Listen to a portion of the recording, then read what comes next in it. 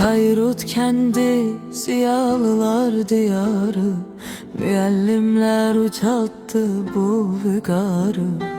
Her birinin kalbi elm baharı, nura boyanmıştı o temel taşı. Müski müellimle başladı adım, İptidai sınıfta taptı her yetim. Gülü müellimle güldü savadım, Mehbube müellim ana tek başı.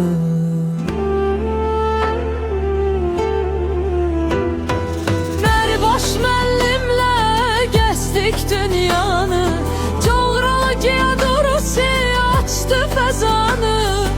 İskender müellim Rusça yazanı, öğretti bizlere ucaldı yaşı.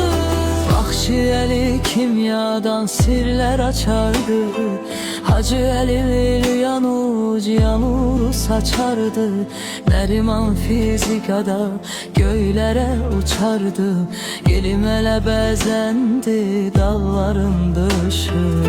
Suçedin Rus dilin tedris eyledi, Ebdul Riyaziyat rəqəm söyledi. Mirzə tariximiz beyan eylədi, Səhifə səhifə dastan işi.